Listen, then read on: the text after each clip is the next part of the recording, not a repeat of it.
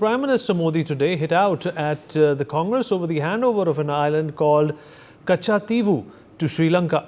The PM's tweet was put out after details revealed by an RTI file by Annamalai, which quoted Nehru as calling Katchatheevu as an island with no importance and Indira handing it over despite evidence of British East India Company giving the zamindari rights to the Raja or the Ramnad or modern day Rameshwaram.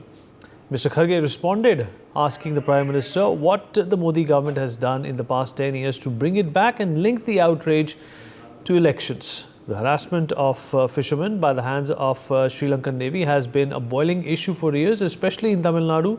So should the Congress be blamed for giving away this particular part of our country, and was it of strategic importance, is also the big question that we are going to be addressing on this very important show today.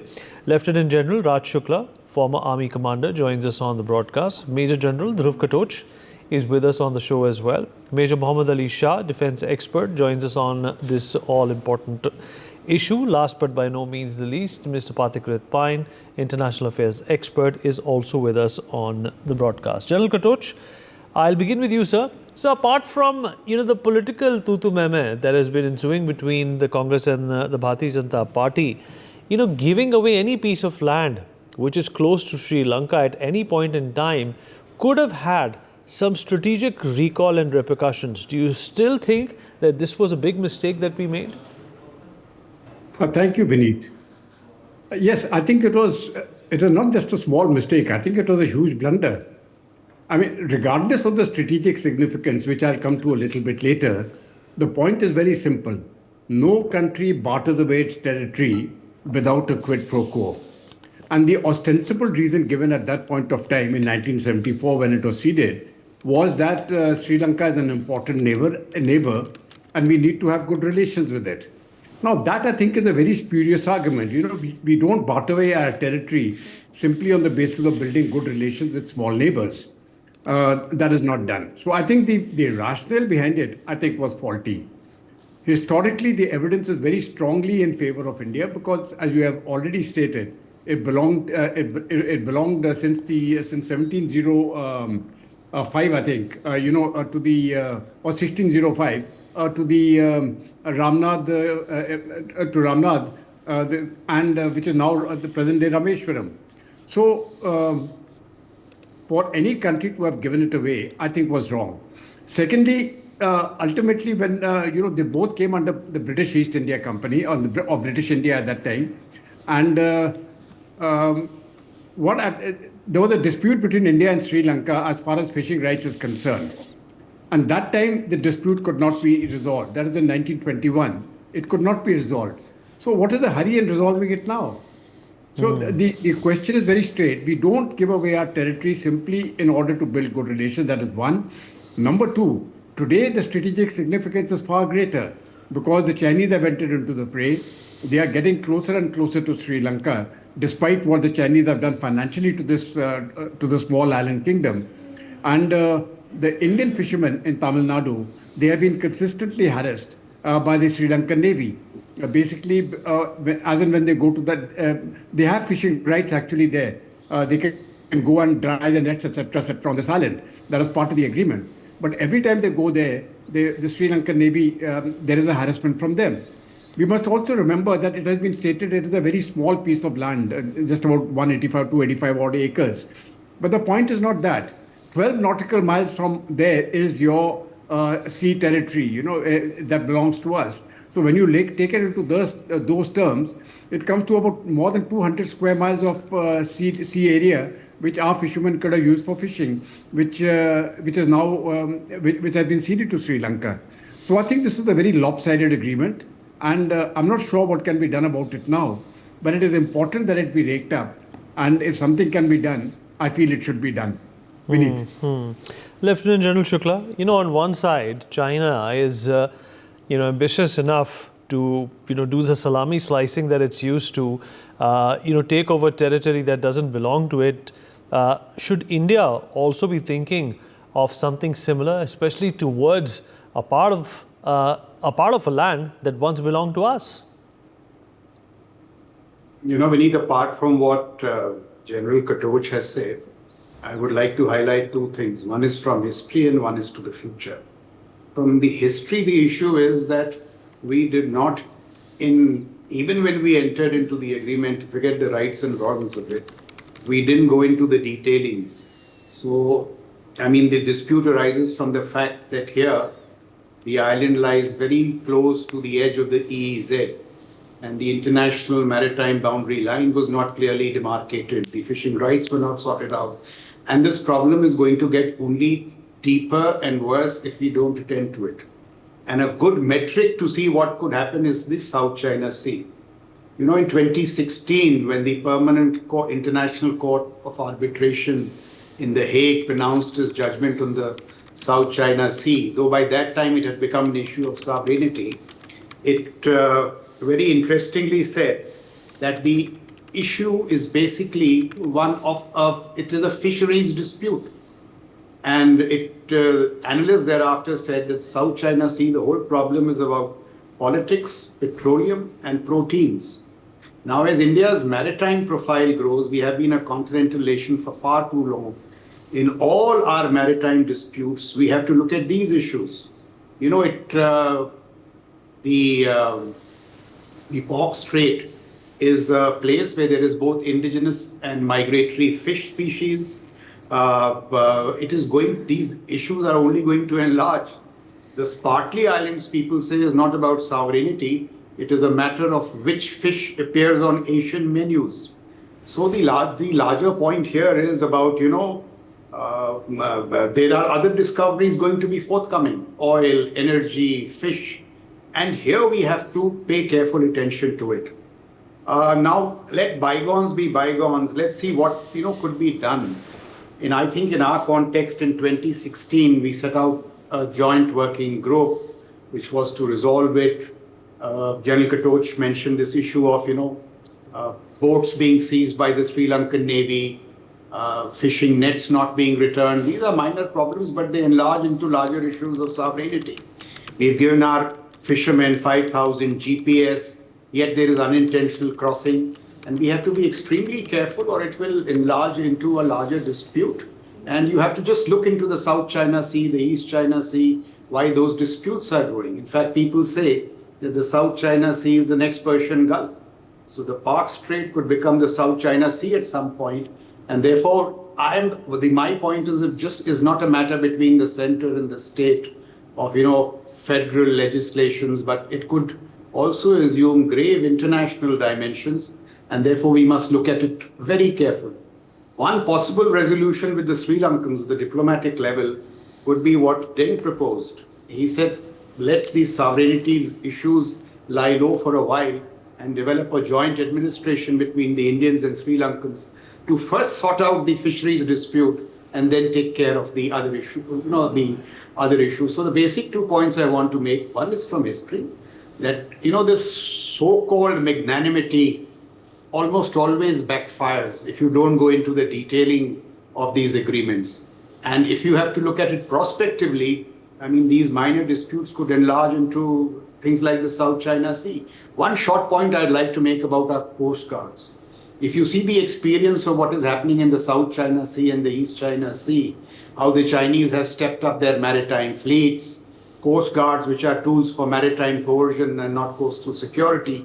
I'm not suggesting that our Coast Guard becomes a tool for maritime coercion, but it definitely needs to be given more teeth so that it can become a solid tool for maritime defense.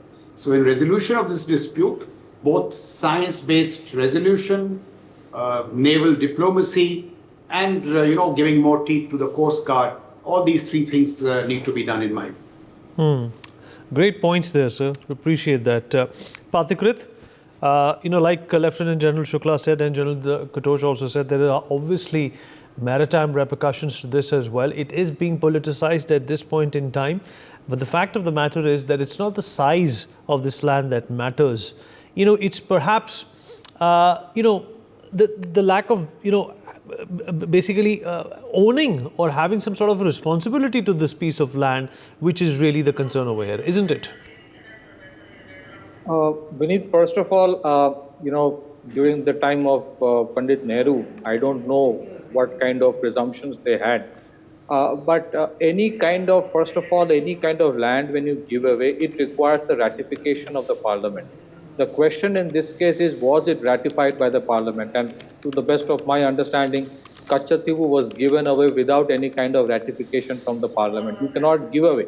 You cannot give away claim on anything without a sovereign ratification from the Supreme House, which is the parliament. Secondly, this is a very emotive issue in Tamil Nadu, because on most occasions what happens, the fishermen from Tamil Nadu actually go to Katchatheevu to dry their nets during fishing.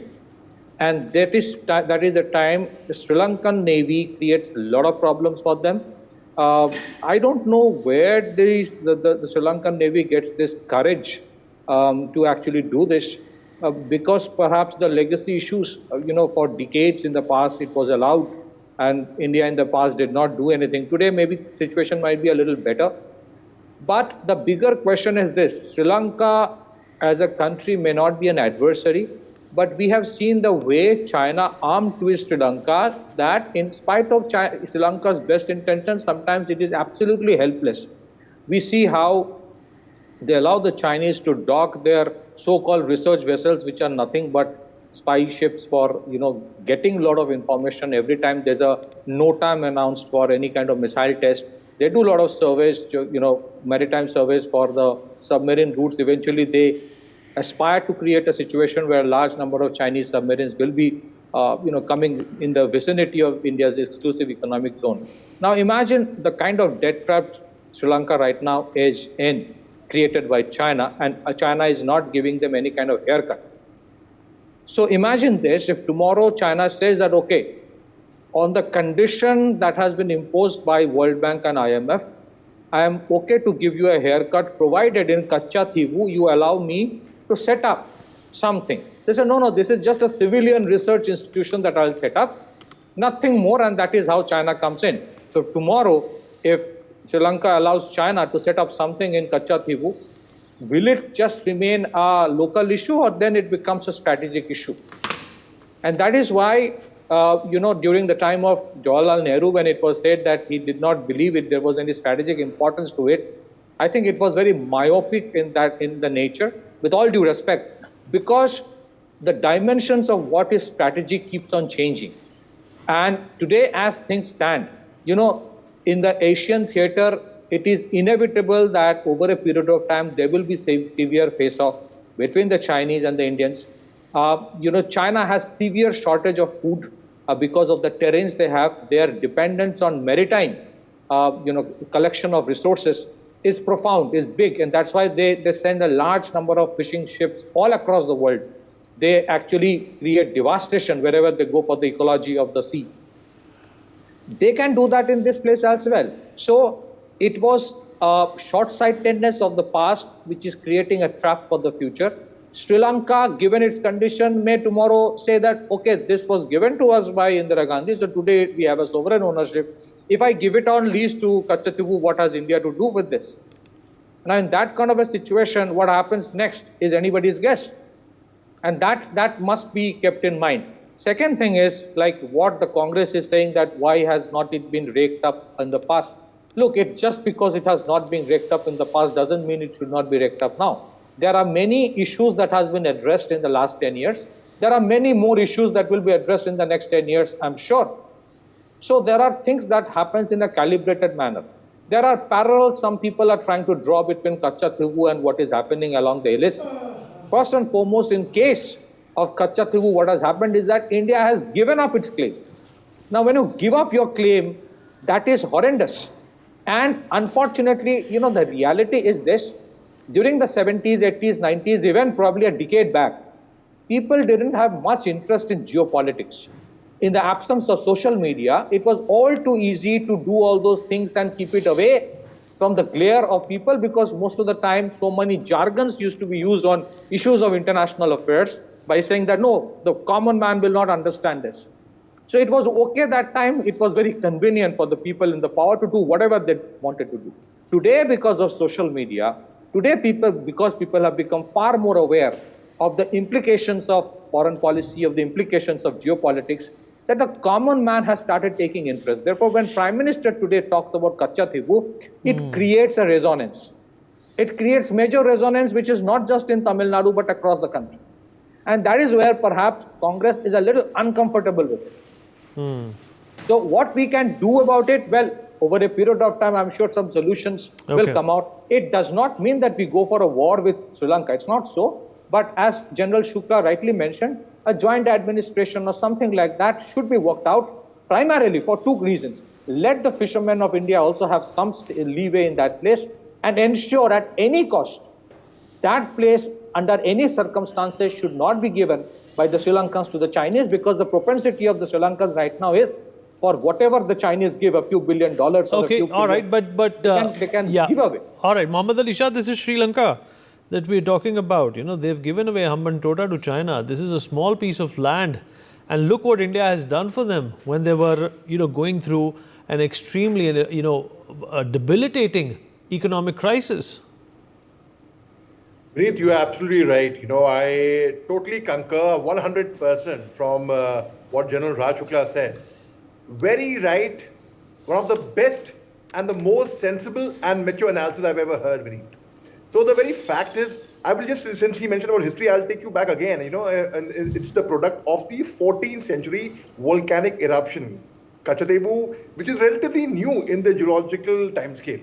Now, in the early medieval period, Vineet, it was controlled by the Jaffna kingdom of Sri Lanka.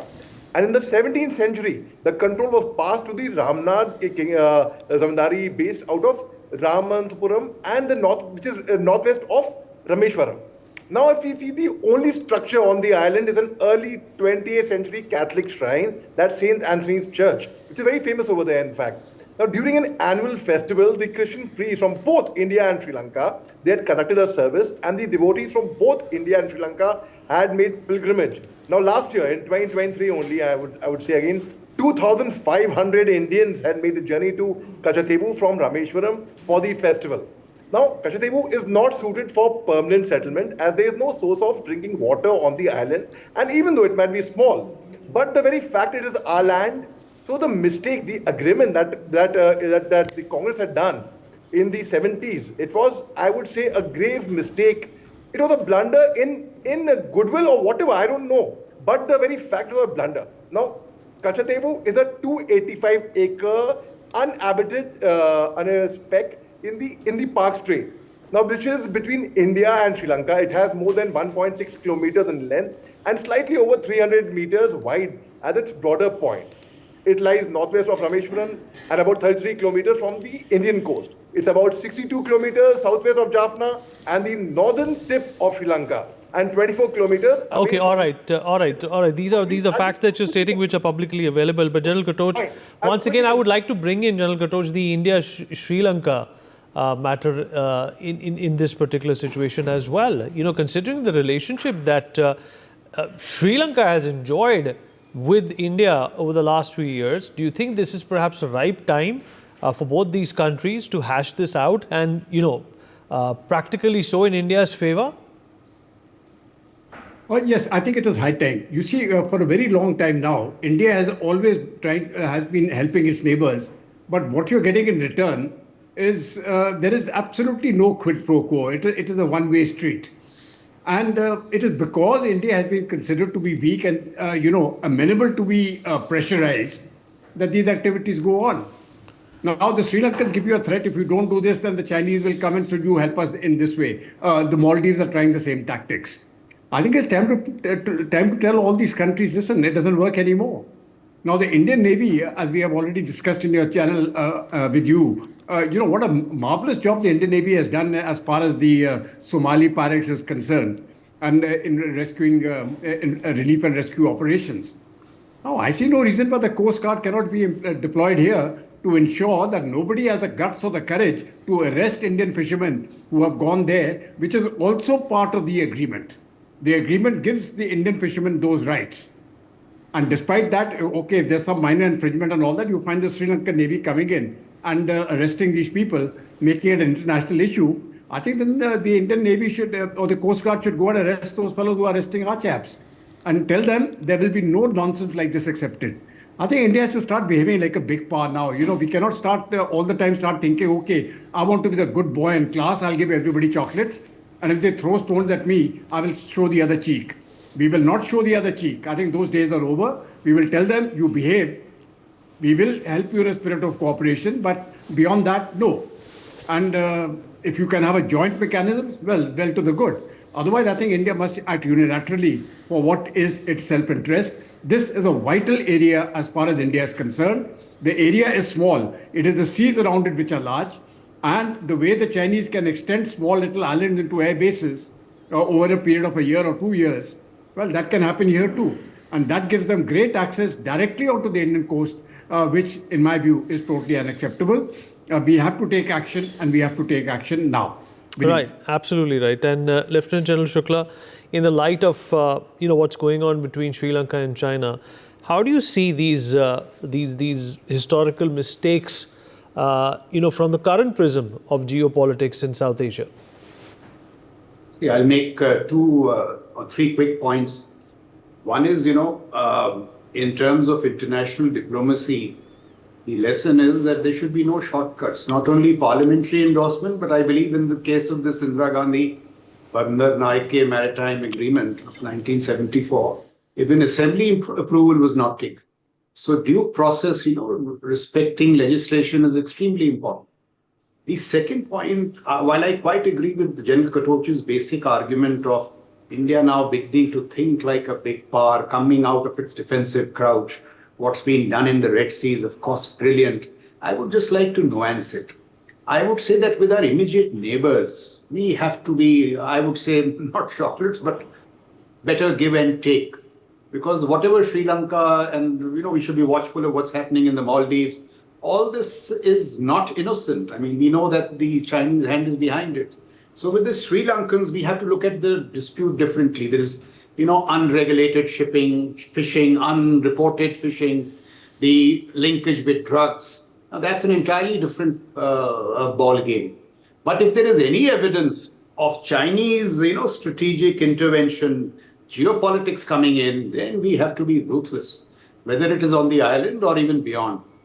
The message that we should give that while with our smaller neighbors, we will be magnanimous, large-hearted, with China, there will absolutely be, no compromise.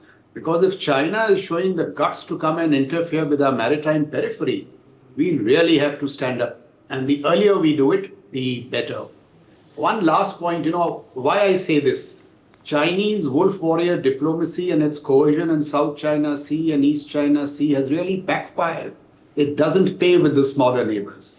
So that's my position. Basically, I agree with what General Katoch is saying. I'm nuancing it slightly. All right, Pathikrit and Ali, concluding thoughts from you, and then we wrap up. Pathikrit? Yeah, Vinny, first of all, just because Katchatheevu right now doesn't have any access to drinking water doesn't mean that it is not habitable for future.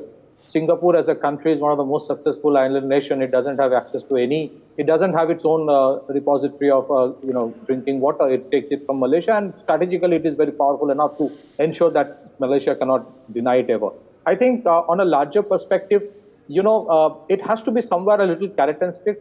Yes, General Shukla is right that, with the neighbors, we have to be a little soft-handed, but at the same time, I think the message has gone when it comes to Maldives or when it comes to even Sri Lanka, that you cannot just go on like this. I think the messaging is in the right direction. And let me also add one last point. When Prime Minister Modi has raised this issue, it means that there is a plan of action already in place, which will be worked upon. Prime Minister of this country, Narendra Modi, he does not rake up any issue for the heck of it unless it has been thought out. It has been thought out completely. So I think keeping good relations intact, certain things will be done to ensure the threats that can emerge from Katchatheevu are nullified. We all are looking forward to it. But I think it was a wrong decision. I hope some kind of a precedence is set that such benevolence in the future is never done by anybody else. Back to you, Vin. Ali? Attorney General in 2014 in Supreme Court, he had said, Mr. Mukul Rotogi, he had said that the only way to regain back Katchatheevu Island back to India is to go on a war with Sri Lanka. This is what the Attorney General had said in 2014 in Supreme Court. And that's the only way. Unfortunately, I see it as a mistake until 1974. It wasn't resolved. And it became a part of the Madras presidency during the British Raj. But in 1921, Vineet, both India and Sri Lanka at that time, with the British colonies, claimed Katchatheevu in order to determine fishing boundaries. Now, when they've arrested our fishermen till 2009, in fact, there was not much of issue, which is quite recent, in fact. After that, they have been arresting our fishermen. And this matter was taken up also. Now, the very fact is Indira Gandhi gave up this island without consulting, that's what my understanding is, without consulting Tamil Nadu government, which I believe should have been consulted. Now, the very fact is Indira Gandhi also, it's not that Congress was very popular that time and she was a very, very strong prime minister, but a lot of people did not like her as well. But they didn't have the microphone at that time or micro to speak against her. Unlike in today's world, there's Twitter, there's social media, people can voice their concerns. Those days they were not. So there was a survey which was marked on Katchatheevu in Sri Lanka. But a British delegation from India challenged this and citing ownership of the island, the Ramanan Kingdom. Now, dispute was, as I mentioned to you, the dispute was not settled until 1974.